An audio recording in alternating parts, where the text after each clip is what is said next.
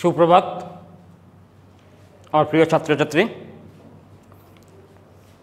তো তোমাদের অনুরোধে আজকে আমি যে ক্লাসটা নিচ্ছি সেই ক্লাসটা বাংলায় করব। কিছু ছাত্রছাত্রী আমাকে ফোন করে বা হোয়াটসঅ্যাপ মেসেজে মাধ্যমে বাংলায় ক্লাস নেওয়ার জন্য বলছিল, তাই যারা বাংলা মিডিয়াম তাদের সুবিধার্থে আমি আজকের এই ক্লাসটা বাংলায় নিচ্ছি। আর ইংরেজি মাধ্যমের যারা, তাদের অসুবিধা হবে না যেটুকু, কারণ আমি আগের যে ক্লাসটা নিয়েছিলাম গতদিন বাংলা বলার সময় না পাওয়ার জন্য আমি বাংলায় বলতে পারিনি, তাই আগের ক্লাসটা আবার একটু আমি রিভিশন দিচ্ছি আর সঙ্গে একটু ইনক্লুশন করছি নতুন বিষয়। তো আজকের যে ক্লাসটা সেই ক্লাসটা আমি গত ক্লাসেরই কিছু আবার রিভিশনের মাধ্যমে তোমাদেরকে বুঝিয়ে দেওয়ার চেষ্টা করছি। তো আমরা আজকে যে চ্যাপ্টারটা আলোচনা করব সেই চ্যাপ্টারটা হচ্ছে আমাদের দ্বিতীয় chapter, rights in the Indian constitution. আজকের লেকচারটা হচ্ছে 2 নম্বর লেকচার। তো rights in the Indian constitution, ভারতের সংবিধানে অধিকারগুলো,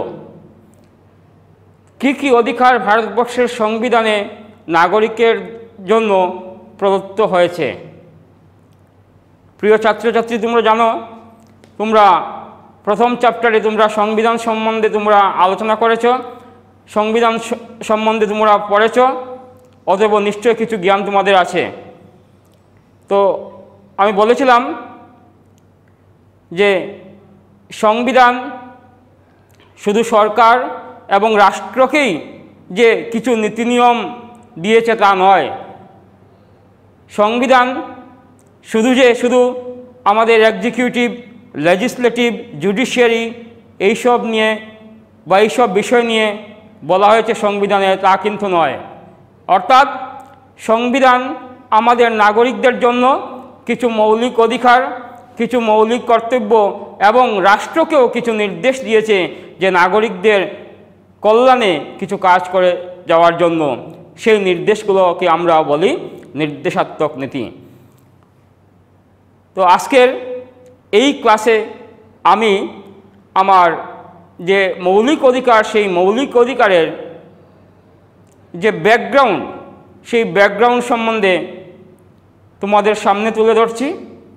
অর্থাৎ রাষ্ট্র প্রদত্ত নাগরিকদের জন্য যে মৌলিক অধিকার, সেই মৌলিক অধিকার আমরা কোথা থেকে পেয়েছি। আমাদের সংবিধানে লেখা হয়েছে মৌলিক অধিকার। একটা কথা জানো যে আমাদের সংবিধানের প্রস্তাবনায় বলা হয়েছে, কি বলা হয়েছে? প্রথম শব্দটাই লেখা আছে উই দ্য পিপল।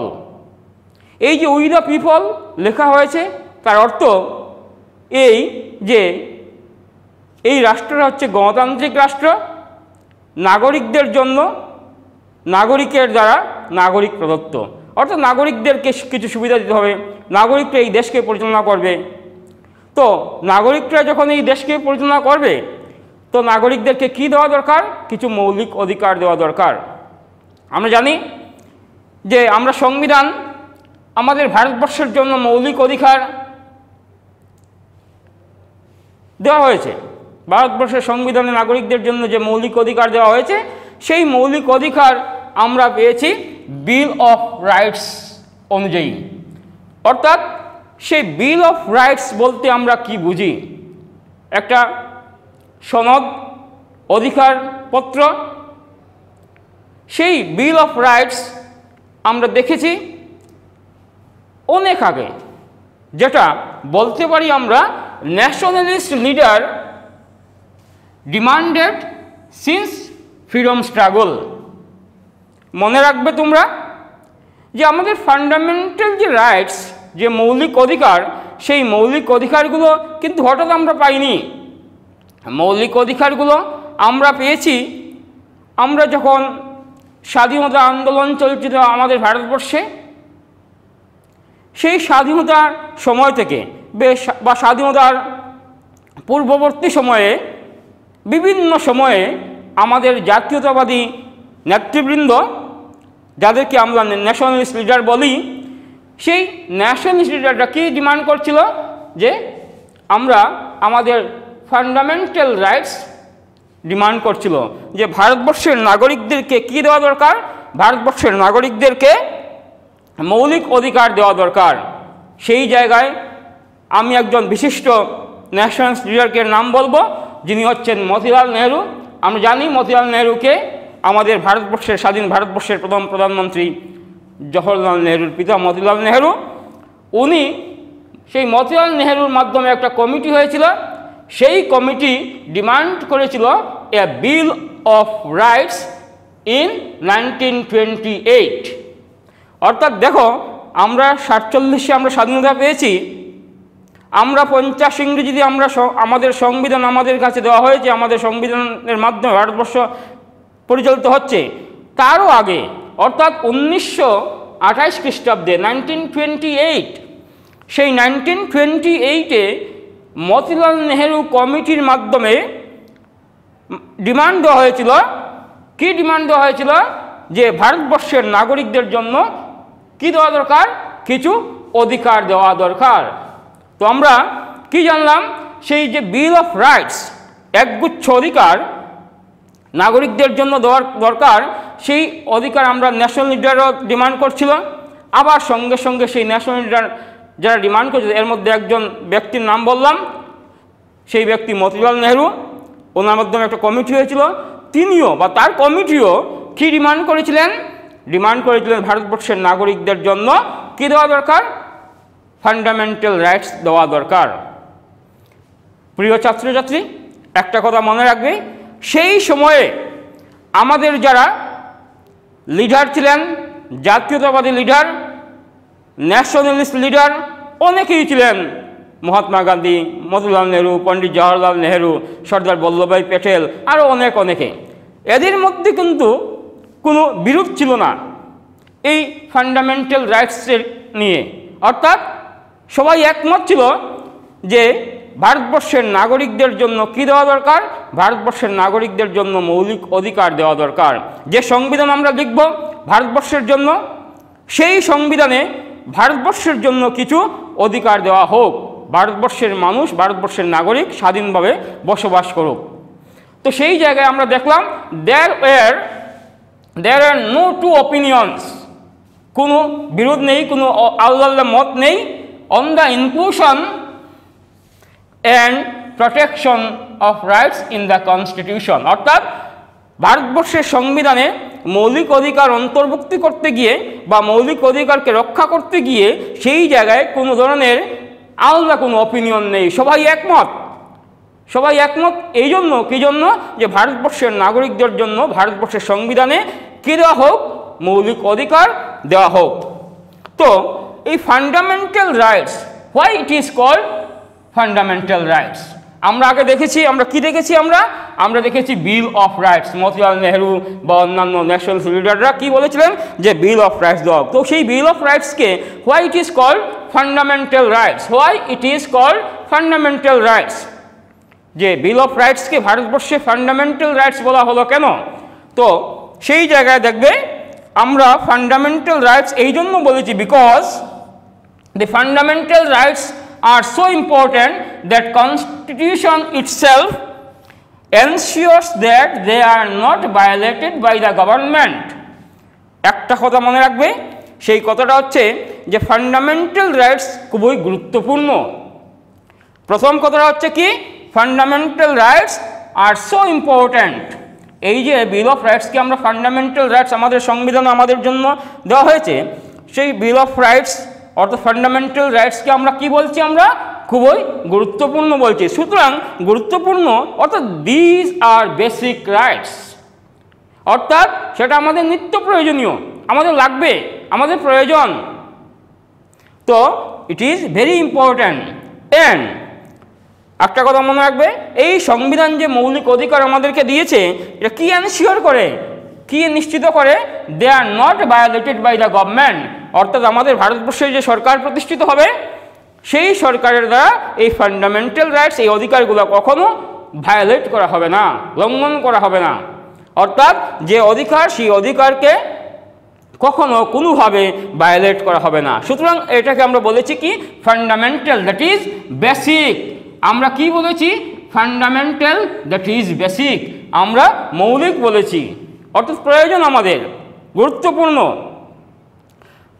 তো আমরা আগে আমরা কি পেলাম যে আমরা দেখলাম আমরা যে ফান্ডামেন্টাল রাইটস সম্বন্ধে আমরা যখন আলোচনা করলাম সেই জায়গায় দেখলাম যে আমরা আমাদের বিল অফ রাইটসের অনুকরণে আমাদের ফান্ডামেন্টাল রাইটস ভারতবর্ষে নেওয়া হয়েছে, এবং শুধু আমেরিকাকেই দেখে নয় কিন্তু সেটা এই কথাটা বলতে হবে আমাদেরকে যে ন্যাশনাল লিডারের অনুপ্রেরণায় বা মতিলাল নেহরুর অনুপ্রেরণায় বা অন্যান্য জাতীয়তাবাদী নেতার অনুপ্রেরণায় আমাদের শেষ পর্যন্ত আমাদের ভারতবর্ষে আমরা কি পেলাম? আমাদের ভারতবর্ষে আমরা কিছু মৌলিক অধিকার পেলাম। তো আমরা আগের ক্লাসে আমরা অনেক বিষয় নিয়ে আমরা আলোচনা করেছি। সেই বিষয়গুলোর মধ্যে আমরা দেখেছি যে কিছু ক্যারেক্টারিস্টিক্স আমরা আলোচনা করেছি, কিছু বৈশিষ্ট্য আমরা আলোচনা করেছি, আবার কিছু আমরা দেখেছি আমরা সেই ফান্ডামেন্টাল রাইটস কেন এত গুরুত্ব সেটাও নিয়ে আমরা আলোচনা করেছি। তো সেই জায়গায় একটু ছোট্ট সংক্ষিপ্তভাবে আমরা আলোচনা করব, কারণ যেহেতু আমরা আগের ক্লাসে সেই বিষয়টা আলোচনা করেছি।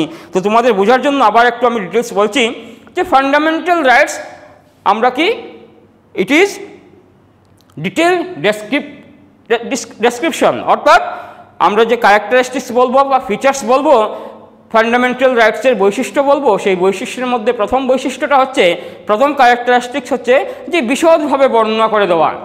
ডিটেলস ডেসক্রিপশন তার মানে হচ্ছে যে মৌলিক অধিকার বিশদভাবে বর্ণনা করে দেওয়া, ইলাবোরেটলি বর্ণনা করে দেওয়া, যা যা দরকার সব বর্ণনা করে দেওয়া।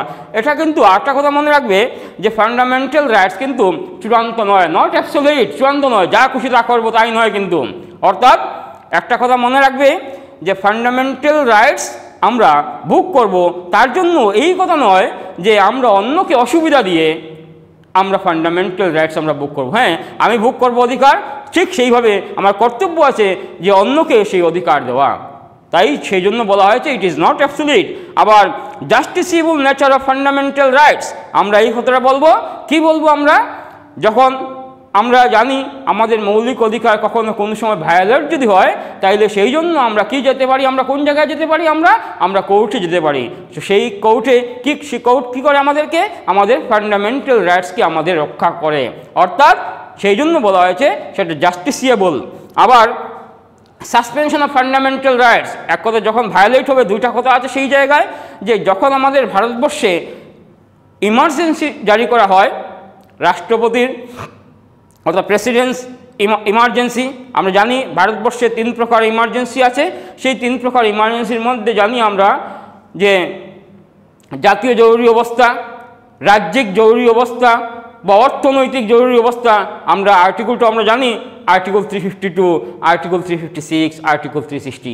সেই সময় কি করা হয় যে ভারতবর্ষের নাগরিকদের কিছু মৌলিক অধিকার বাতিল করা হয়, সাসপেন্ড করা হয়। সেটাও কিন্তু একটা বৈশিষ্ট্য।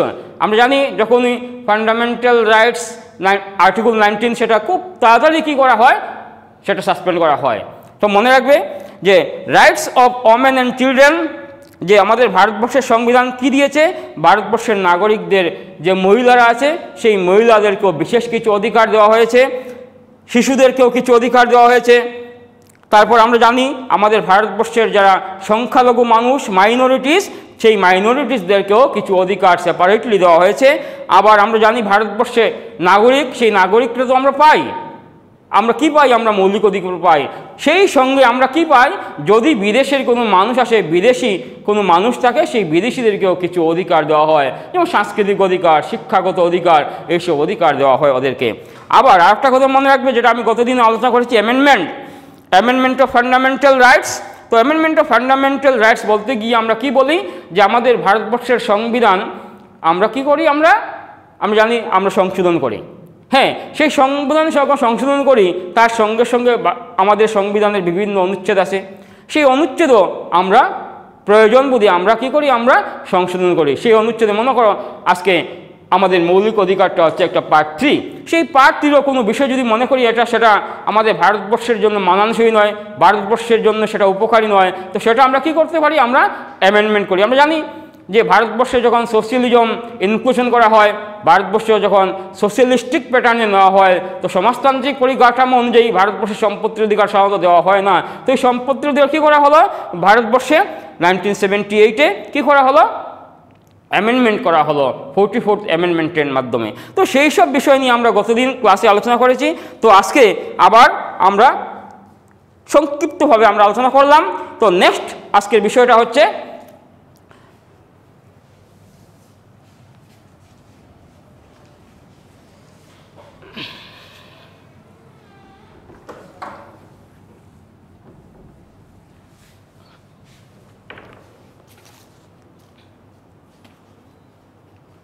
the fundamental rights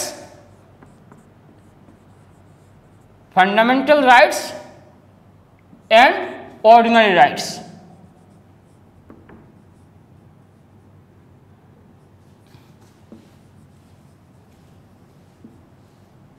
Fundamental rights and ordinary rights. তো ফান্ডামেন্টাল রাইটস আমরা কি জানি, যে ফান্ডামেন্টাল রাইটসটা হচ্ছে সাধারণতভাবে আমরা কি জানি যে ফান্ডামেন্টাল রাইটস সংবিধানে প্রদত্ত, অর্থাৎ যখন সংবিধান লেখা হয়েছে তো সেই সময় আমাদের ফান্ডামেন্টাল রাইটস দেওয়া হয়েছে, মৌলিক অধিকার, অর্থাৎ আর্টিকেলের মাধ্যমে, অর্থাৎ আর্টিকেল 12 to 35। তো সেই জায়গায় আমরা বিশেষত স্পেশালি আমরা জানি আর্টিকেল 14 to 32 ডিটেলস আমাদের প্রত্যেকটা অধিকার আমাদের ফান্ডামেন্টাল রাইটস আলোচনা করেছে।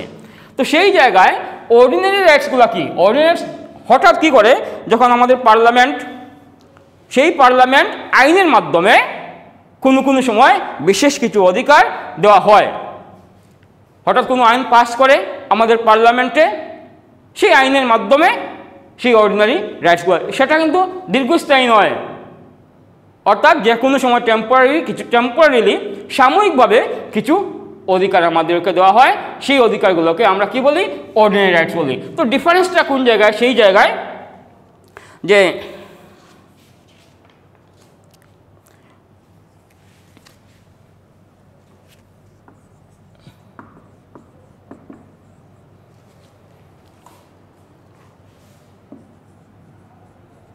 ডিফারেন্সেস, যে ফান্ডামেন্টাল রাইটস এবং অর্ডিনারি রাইটসের মধ্যে ডিফারেন্সটা কি।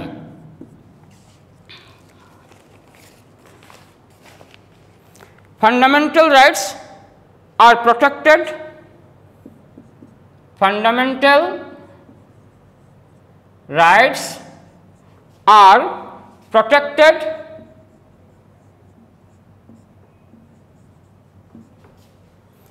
and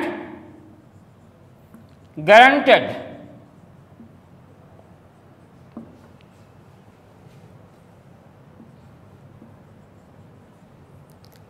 by the Constitution. On the other hand, ordinary rights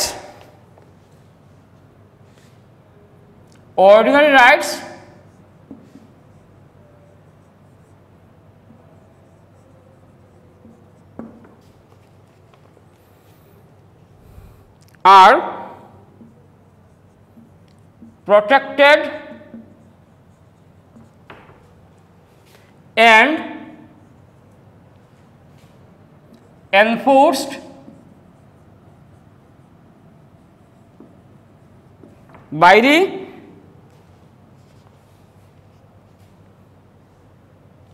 ordinary law.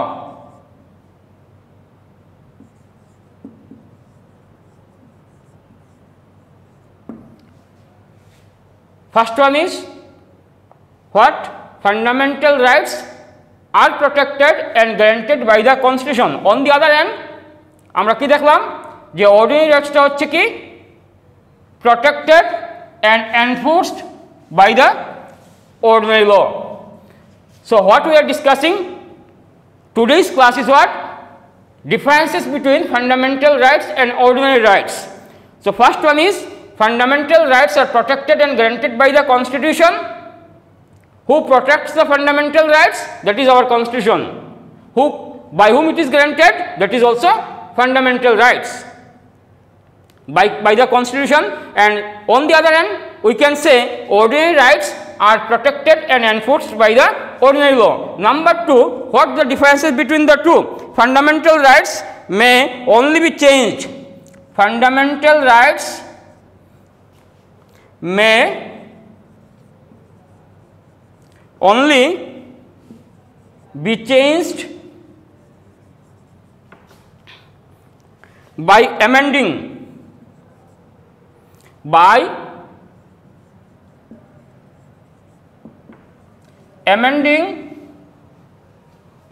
the Constitution.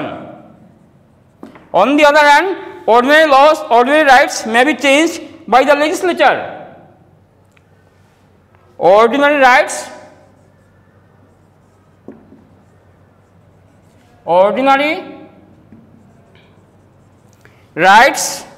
may be changed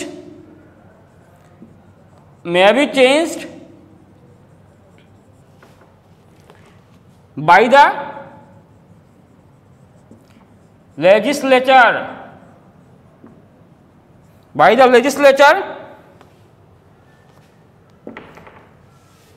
Second one is what we have seen.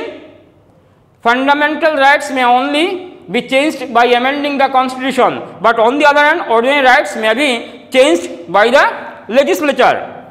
Third one is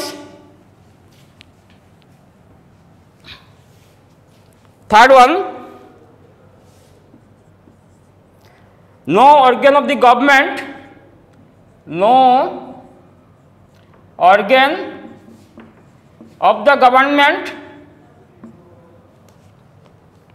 can act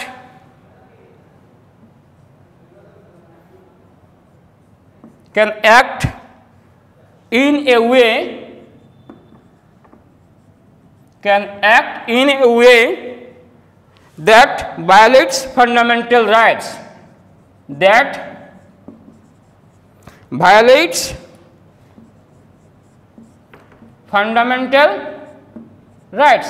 But on the other hand, ordinary rights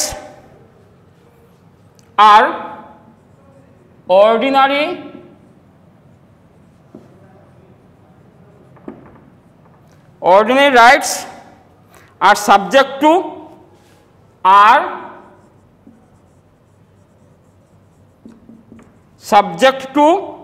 restriction by law.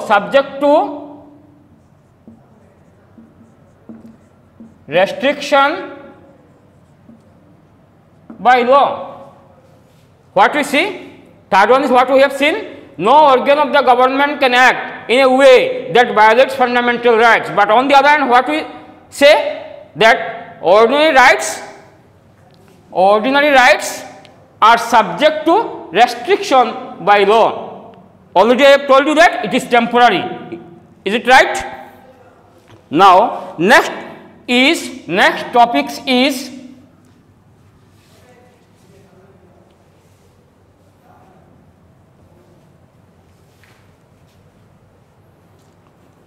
reasons for inserting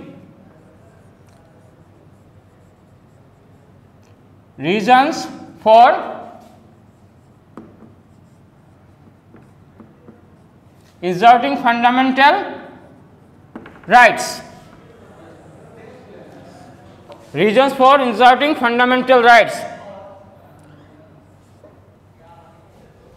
অর্থটা বলে দিচ্ছি তোমাদেরকে যে আমরা fundamental rights আমরা কি জন্য আমরা উল্লেখ করলাম। ফান্ডামেন্টাল রাইটস আমরা উল্লেখ করলাম এই জন্য যে ফান্ডামেন্টাল রাইটস আমাদের কাছে খুবই important. First one is why it is inserted. Again I am telling you why it is inserted. Why it is inserted. Fundamental rights কেন না হলো, ফান্ডামেন্টাল রাইটস আমাদের সংবিধানে কেন হলো, যদিও আমি ইম্পর্টেন্সটা বলেছি তোমাদেরকে, তো সেই ইম্পর্টেন্স যদি তোমরা জানো তো ফান্ডামেন্টাল রাইটস এর রিজনস ফর ইনসার্টিংও তোমরা জানবে। তো একটা কথা বলবো তোমাদেরকে যে ফান্ডামেন্টাল রাইটস, আমি গত ক্লাসে তোমাদেরকে বলেছিলাম যে আজকে যে ফান্ডামেন্টাল রাইটসের বিভিন্ন ধারা, যে different articles, that is article 14, 15, 16, 17, 18 to 32 তোমাদেরকে আজকে ডিসকাশন করব, তোমাদের সামনে বলবো। কিন্তু যেহেতু আজকে আলোচনা বেশি হয়ে গেছে, যে বিভিন্ন টপিকস তোমাদের সামনে তুলে ধরেছিলাম সেইগুলো তোমরা শিখবে। আর একটা কথা বলবো, নেক্সট দিন তোমরা প্রিপারেশন করে রাখবে। সেটা প্রিপারেশনটা হচ্ছে যে আমরা নেক্সট যে লেকচার থাকবে সেই লেকচারে কিন্তু আমরা আর ব্যাকগ্রাউন্ড নিয়ে আমরা আলোচনা করব না, আমরা কিন্তু রিপিট করব না, আমরা রিভিশন দেব না, ডাইরেক্ট আলোচনা করব। সেই ডাইরেক্ট আলোচনাটা হচ্ছে কি, আমাদের what are the fundamental rights in our constitution, that is article what, article 14 to 18, 19 to 22, 23, 24, 25 to 28, 29, 30 and article 32। খালি article 31টা এই জন্য বললাম না, article 31 এই জন্য বললাম না কি, আমরা জানি আর্টিকেল যখন 31টা কী হয়েছে, সাসপেন্ড করা হয়েছে 31 1978-এ। তো ধন্যবাদ তোমাদেরকে আজকের ক্লাসের জন্য। আর নেক্সট একটা কথা বলবো যে তোমাদের সংবিধানের চ্যাপ্টারের যে প্রশ্নোত্তরগুলো তোমাদেরকে দিয়েছিলাম সেই প্রশ্ন তোমরা শিখে রাখবে। আগামী কোনো এক সপ্তাহে তোমাদের সেই চ্যাপ্টারের উপর আমি পড়া নেব, অর্থাৎ একটা এক্সাম নেব সেই চ্যাপ্টারের উপর। ধন্যবাদ।